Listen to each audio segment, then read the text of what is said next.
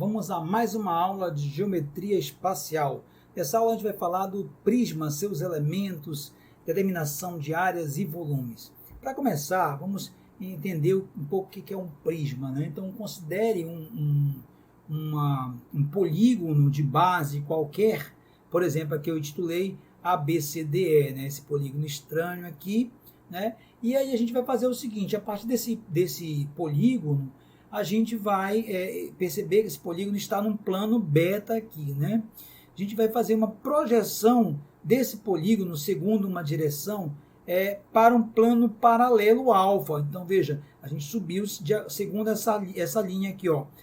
Eu peguei esse polígono, ABCDE, e projetei sobre o plano alfa, numa determinada posição. De forma que eu posso ligar os pontos, por exemplo, A e A' pelo segmento A', B, B', C, C', D, D' e E'. Quando eu ligo esses segmentos, essa região compreendida entre os dois planos, eu chamo essa região aqui, dois planos paralelos, de prisma. Veja que não precisa ser só retangular, é qualquer figura de base, inclusive esse prisma aqui, e não é um prisma convexo, né? Tem uma entrada aqui dentro dele. A gente vai chamar, por exemplo, A, B, C, D, E e A', B', C', D', E' de vértice desse prisma. Vamos chamar, por exemplo, o polígono ABCDE e ABCDE' de polígonos das bases. Então, o prisma ele tem duas bases. Essa região aqui é chamada de base, não é só porque tem embaixo não, tá, gente? Então, a região lá é chamada de base e a região de cima também é chamada de base. Então, ele tem bases paralelas. E essa região aqui, né, vai ser a área lateral do meu prisma, essa região compreendida entre os dois planos paralelos. Essa linha aqui, ó, perpendicular a uma das bases, por exemplo, se eu pegar aqui a base mais inclinada, a linha que cai perpendicular a uma das bases, seja essa ou seja outra, a partir de qualquer vértice, ela é chamada de altura do prisma. Então, esse prisma tem essa altura. Então, se a altura não coincide, por exemplo, com uma aresta lateral, não tem o mesmo valor, a gente já pode concluir que esse prisma é oblíquo. Se a altura for diferente da aresta lateral, o prisma é oblíquo. Caso contrário, o prisma é reto. Tá? Então, nós temos aqui esses elementos, base, base. Toda essa parte bem aqui são chamadas de arestas laterais. Esses lados aqui, ó, essas linhas, são chamadas de arestas laterais. Né? Só para lembrar aqui, se essa linha altura coincide, tem o mesmo tamanho de uma aresta lateral, o prisma é reto. Caso contrário, aqui no caso não é aqui nesse problema, ele é oblíquo, ou seja, não caiu em cima do vértice, né? Um vértice não está sobre o outro, então por isso que ele é um prisma oblíquo. Mas vamos à classificação. Veja bem, nessa figura nós temos os dois tipos. Observa que o prisma reto, os vértices, eles estão um sobre o outro. A aresta de base e a aresta lateral formam um ângulo de 90 graus em todas as situações, aqui, aqui e aqui. Já no prisma oblíquo, a gente percebe que esse ângulo aqui, ele não é 90 graus, ele pode ser maior ou menor, no caso aqui menor que 90 graus, né? Esse ângulo é diferente de 90. Se isso acontece, nós temos que esse prisma aqui é oblíquo. Eu estou dizendo a altura do prisma, por exemplo, seria essa linha que cai aqui, ó. Imagina eu traço uma linha perpendicular a uma das bases, e essa linha ela não tem a mesma medida da aresta lateral. Então, aí ele é oblíquo. Nesse caso, ele é reto, né? Então, observa a diferença. O inclinado é o oblíquo, né? O reto é 90 graus entre as bases.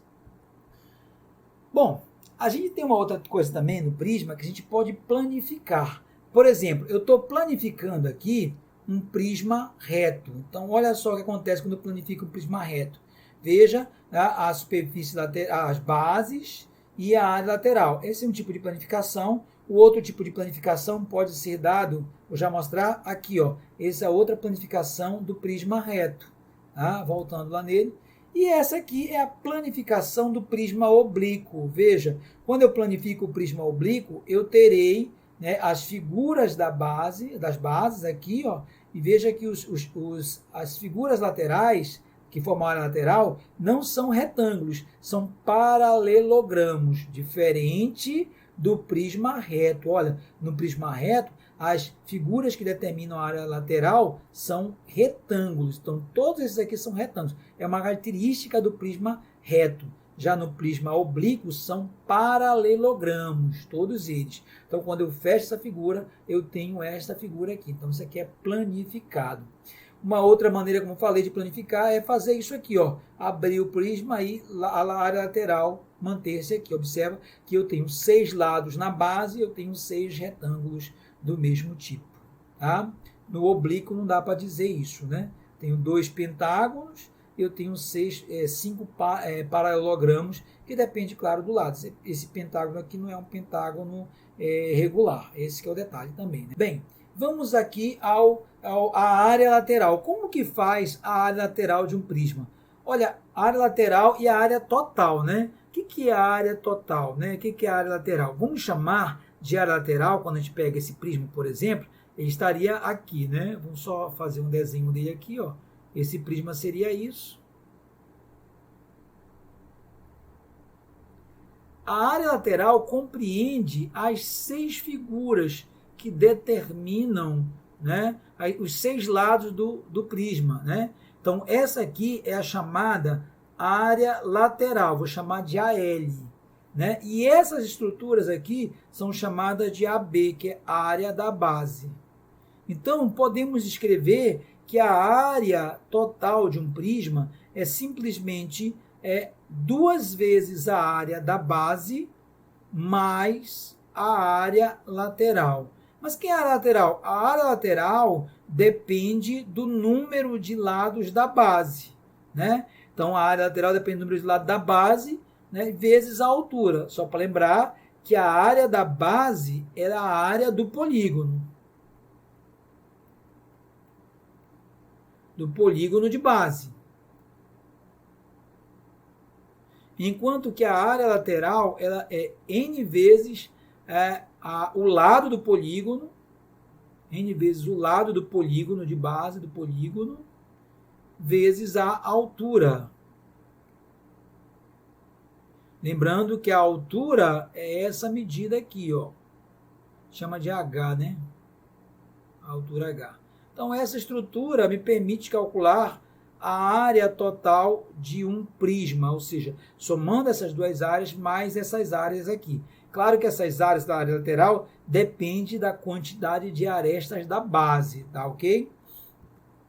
E o volume do prisma? Eu estou colocando aqui esse prisma reto, porque o volume do prisma oblíquo é um pouco mais complexo. Então, o volume do prisma reto é o seguinte, como vimos, o volume, ele é simplesmente a área da base vezes a altura. Já chamamos aqui a altura de H, né? Então, essa aqui é a minha altura, vou chamar aqui de H, que é a altura. E aqui eu tenho a área da base. Então, a área da base depende da figura, de novo, depende do polígono de base. E a altura é essa medida diretamente entre as 2 arestas. No prisma oblíquo, eu teria que calcular a altura de acordo com o ângulo de inclinação. Tá? Então, tem esse detalhe aí a saber. Então, essa expressão me permite calcular o volume de um prisma reto. Muito simples, né? Agora, alguns prismas assim que merecem atenção. A gente vai chamar aqui o paralelepípedo. O que é o paralelepípedo? O paralelepípedo é o prisma que tem todos os lados paralelos 2 a 2, lados opostos, né? Por exemplo, esse lado aqui, ele é oposto, esse lado aqui, ó, ele é oposto a esse lado aqui, ó. Veja, oposto. Esse lado aqui à frente é oposto àquele lado lá de trás. Esse lado aqui de cima é oposto ao lado de baixo. Olha aí, perceberam? Então, esse faz oposição, esses dois, o fundo e esse à frente faz oposição, né? E em cima e embaixo faz oposição. Em cima e embaixo, lado outro, frente e atrás. Então, essas são as situações, né, do nosso prisma, né? Então, um paralelepípedo ele tem lados opostos paralelos. Bem, aqui eu tenho um paralelepípedo reto, paralelepípedo reto, né, que é um prisma reto, e aqui eu tenho um paralelepípedo oblíquo. Observe que eu tenho aqui nesse paralelepípedo reto, eu tenho todas as faces, as chamadas faces, são retângulos, tá? Face, todas são retângulos, né? E no prisma oblíquo eu tenho 4 retângulos, que esse, o de baixo e o do lado, e 2 paralelogramos, né? Então, observe aí que tem um ângulo aqui que não é 90, né? Esse ângulo é diferente de 90, diferente de 90 graus. Então, eu tenho 2 paralelogramos e 4 retângulos. Então, essa é a diferença quando nós temos aí o paralelepípedo oblíquo e o paralelepípedo reto, ou retângulo, né? Vamos lá. Continuando aí, um detalhe do paralelepípedo reto é que eu posso calcular a diagonal. Do outro também eu posso, mas vou chamar atenção para esse aqui. Vamos chamar esse paralelepípedo das seguintes dimensões. Por exemplo, eu tenho o comprimento A, a profundidade B e a altura C. Se eu quisesse encontrar essa diagonal do paralelepípedo, veja que formei esse triângulo aqui. Como isso aqui é tridimensional, essa medida aqui forma um ângulo, olha aqui, reto, esse triângulo aqui é retângulo. Mas eu vou chamar essa medida bem aqui de Dzinho, que é a diagonal da base, ó, diagonal da base aqui. E vou chamar isso aqui de Dzão, que é a diagonal do paralelepípedo, a diagonal aqui, né? Então, diagonal pressupõe que vai ligar este ponto a esse, o resto é diagonais de face. Então, beleza, estou querendo encontrar esse cara. Pessoal, eu poderia encontrar por aqui? Claro que poderia encontrar por aqui, né? Porém, ó, se você fosse encontrar por esse lado, você teria que traçar, veja bem, daqui a pouco eu faço, né? Você teria que traçar essa reta aqui, ó, a diagonal aqui, olha aí. E aí, claro, você teria um triângulo retângulo aqui, ó. Esse e esse aqui, ó. E aí você encontrar essa diagonal considerando esse lado. É possível calcular a diagonal utilizando qualquer um. Você poderia traçar aqui, ó, também, ó, traçaria a diagonal aqui, dessa face, e aí você teria esse triângulo retângulo aqui, ó. Nesse aqui você teria esse triângulo retângulo, aqui você teria esse triângulo retângulo aqui. E aí você já calcularia a diagonal. Tá? Então, é possível calcular utilizando qualquer um dos processos. A gente vai usar esse aqui que é mais visual, né? Então, por exemplo, nesse caso, observe, vou usar um teorema de Pitágoras nesse triângulo retângulo aqui. Então, eu tenho o retângulo, vou só colocar de novo aqui, que é A aqui, desculpa, A aqui, B aqui e D aqui. Então, como é retângulo, eu vou usar um teorema de Pitágoras e vou escrever assim, D ao quadrado é A ao quadrado mais B ao quadrado. Agora eu vou pegar esse triângulozão maior aí, que eu já cheguei a ele, e observa que esse triângulo maior, ele é esse ladinho aqui é esse, que é o Dzinho, e esse lado bem aqui é o C, né? E aqui é o Dzão.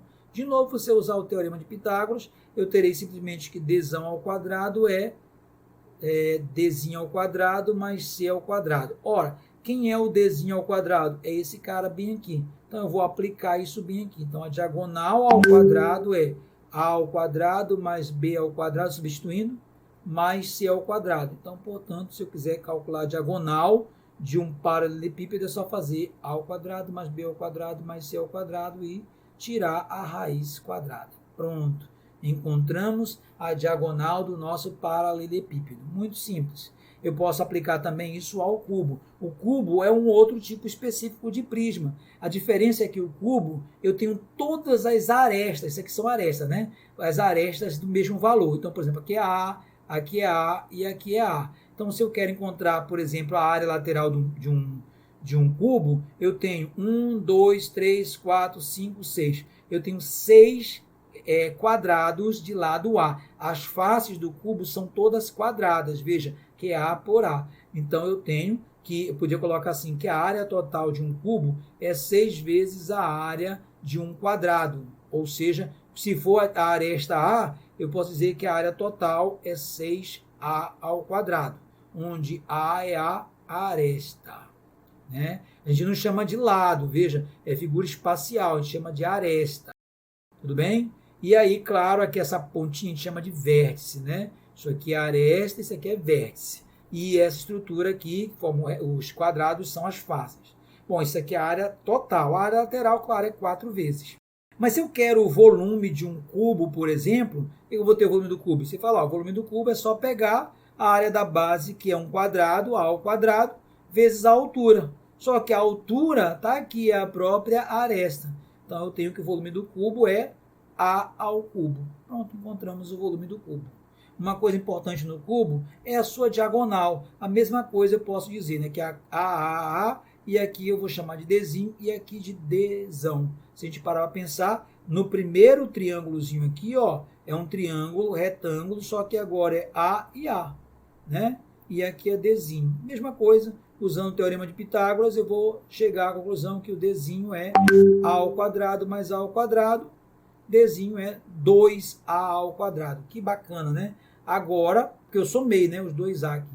Para o triângulo maior, olha aí, já é um detalhe, né? Dzão, Dzinho e A, né? Que é aqui essa medida, que é esse triângulo. Tá aí o teorema de Pitágoras novamente aplicado. Será Dzão ao quadrado, Dzinho ao quadrado mais A ao quadrado. Como o Dzinho ao quadrado é 2A, fica 2A, 2A ao quadrado mais A ao quadrado.